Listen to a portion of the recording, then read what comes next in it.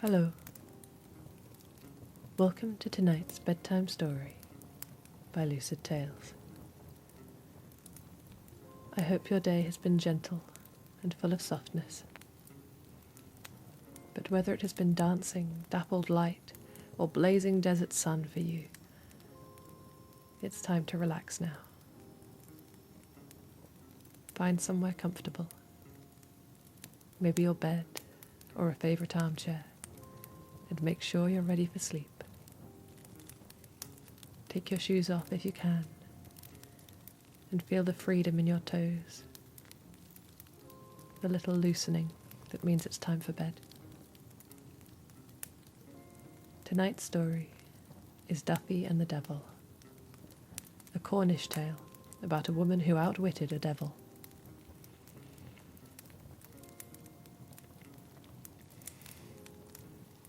It was cider-making time in old Cornwall, and Squire Lovell of Trove rode up to Berrien Churchtown to find willing boys and girls to help bring in the apple harvest. As he rode through the village, he heard shrieking and cursing coming from the spinster's cottage, and out into the road tumbled an old woman and a young woman, the elder beating the younger around the head with her skirt, in which she had been carrying ashes.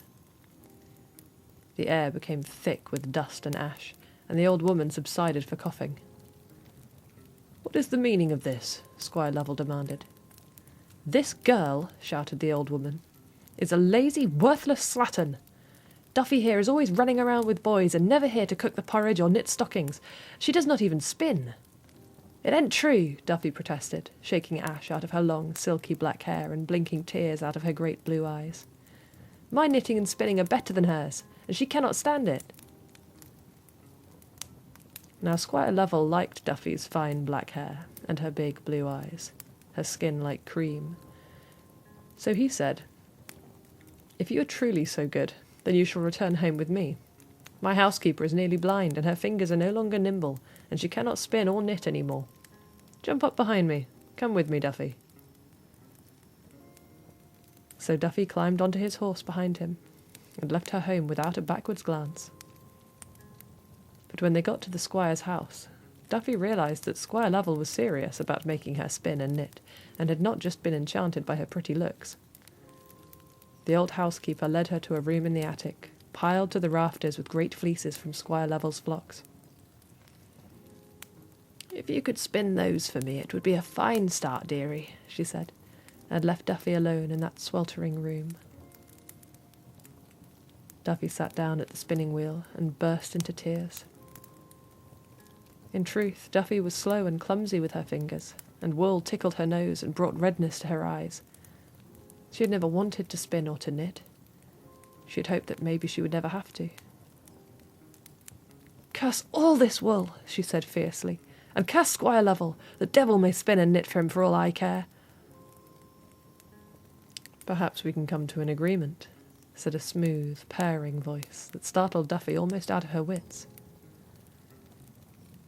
Out from behind the wool stepped a small, strange-looking man, with a sharp, pointed tail and bright eyes that flashed and sparked as he spoke. He had a wry twist to his mouth, and a lightness to his step that looked as though he was always ready to laugh or dance. He was dressed all in black, rich velvets and finely knitted stockings. "Who are you?" Duffy asked. "Who are you?" Duffy asked. He ignored her. "I'll do all of your spinning and knitting for you," he said in that voice like a cat's purr. "You shall be a lady of leisure. But there is a trade. A wager, if you will." "What is it?" Duffy asked. "If in 3 years' time you have not discovered my name, then you must come away with me." Duffy began to smile. How hard could it be to find out a name? "Thank you," she said. "I accept."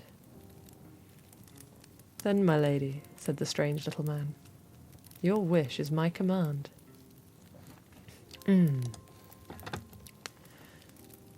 that day forth, Duffy could spend her time as she pleased, far from the itchy, hot wool, singing, dancing when she pleased, making merry, gossiping and telling stories at the mill while the corn was ground, and no longer bothered by such trifles as spinning or knitting.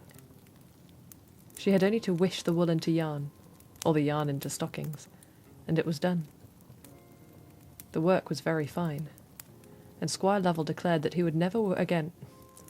The work was very fine, and Squire Lovell declared that he would never wear stockings made by anyone else.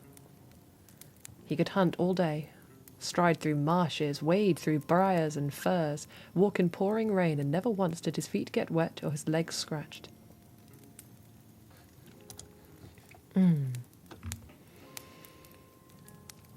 Duffy spent much of her time at the mill, where the miller played his fiddle as the water wheel pushed the stones to grind the corn, and Bet, his wife, kept time on a sieve and sheepskin. Duffy became known as a great webster, knitter and spinner, and was considered quite a catch. Young men visited from all over Cornwall to pursue her, but Squire Lovell had no intention of losing his fine stockings, and so married her himself. As time went on, Bet, the miller's wife, who was known to be a witch, watched Duffy and her spinning and knitting, quietly noticing how little time the girl spent in her attic room, how soft and pale her hands stayed, though she spun enough wool for a village. In time she even caught the one strange thing about those miraculous stockings of Duffy's. They were always one stitch down. But Bet kept quiet as she watched, and told no one of Duffy's little man.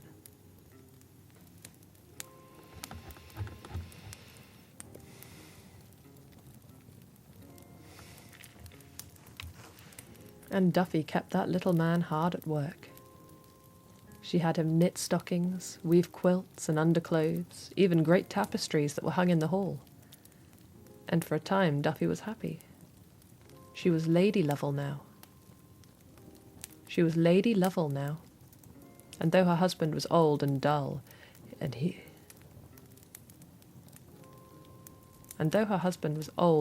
he lived for to hunt, and spent most of his time in the saddle, so she was rarely bothered by him. However, Duffy found herself spending more and more time at the mill, with Bet, uncomfortable in that great lonely house. Now she was a lady and could no longer gossip and laugh with the other servants. She could feel the approach of the end of the 3 years in her bones, and she was frightened. For she had asked everyone she knew if they knew the name of a small man in black velvet. She had read every book in the squire's library. She had searched high and low, and still had not found his name. And every day now, when she went up to that attic room, she stared in dread as the little man capered and laughed, singing that she would be his soon. At last, Duffy turned to Bet and poured out her troubles. "You should never have agreed to it, Duffy," said Bet. "The price is always higher than you think with devils." "But," she said, "for witches have always had ways to deal with devils. I will help you, and all shall be well. Bring me a barrel of Squire Lovell's best beer, and keep your devil working until night falls. Then dismiss him, and do not sleep before your husband returns, no matter what else may happen. And when he comes home, do not interrupt him, whatever you do." So Duffy took Bet a barrel of Squire Lovell's best beer, and went home to wait for her husband to come back. Old Bet tied the barrel of best beer to herself, threw on her red cloak, picked up her sieve and sheepskin drum, and took up her stick of blackthorn to fly away into the night. Duffy waited, and waited, and waited some more.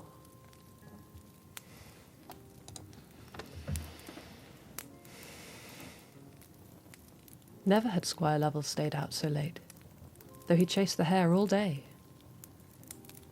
But near to midnight, and strange indeedy, the squire's dogs came home without him, covered in foam, with their tongues hanging out of their mouths. They quivered as they came in, and drank water in great gulps. It was as though they had been chased by the devil's headless hounds themselves. It was not until much later that Squire Lovell finally arrived home, singing and bawling like a drunk. "Here's to the devil with his wooden spade and shovel," he sang. "Here's to the devil with his wooden pick and shovel. Oh, Duffy, if only you had seen what I saw tonight." Duffy drew her husband a mug of beer, and bade him sit with her and tell her what he had seen. "Well, my love," he said, after a long draught, "you will not believe. I went out today at dawn and hunted all day, and never saw a hare. All the damn day.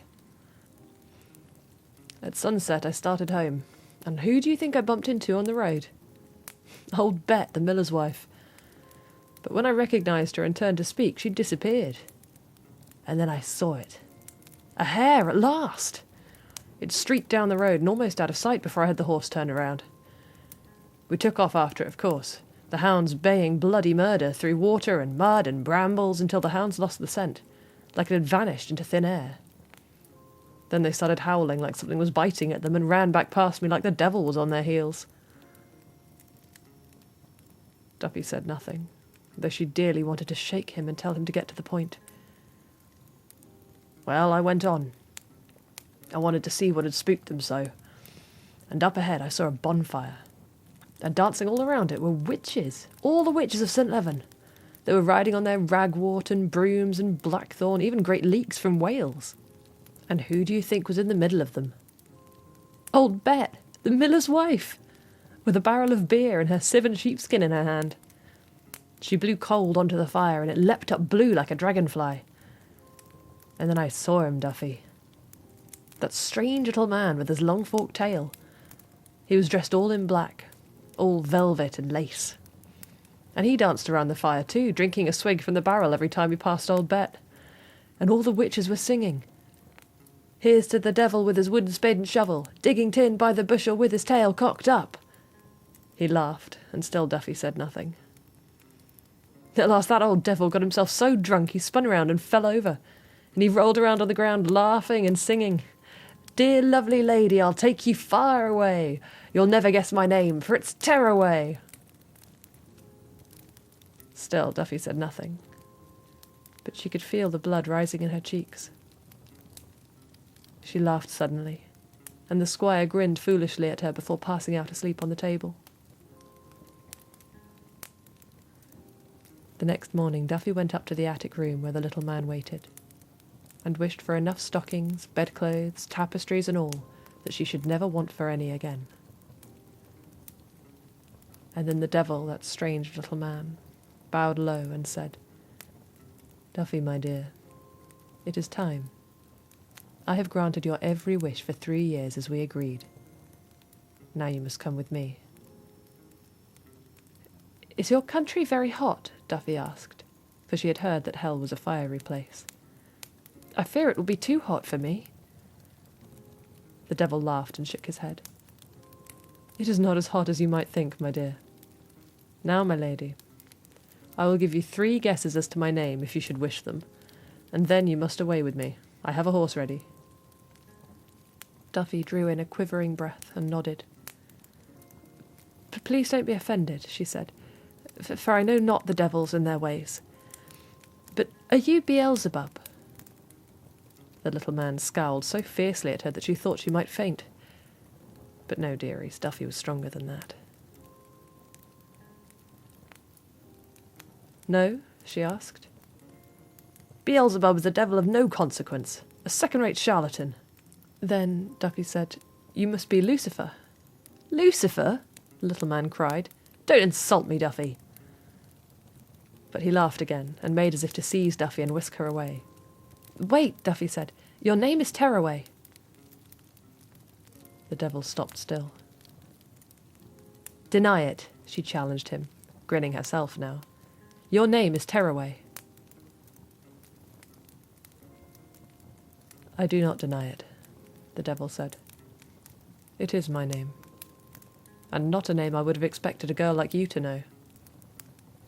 "You have heard your last from me, Duffy," he said, "but do not be surprised when one day you wish you had not guessed it." And with that he vanished, in a pop of light and smoke, and Duffy never saw him again. And that was how Duffy outwitted a devil, and never had to spin again. Good night. Sleep well. and I'll see you tomorrow for another bedtime story.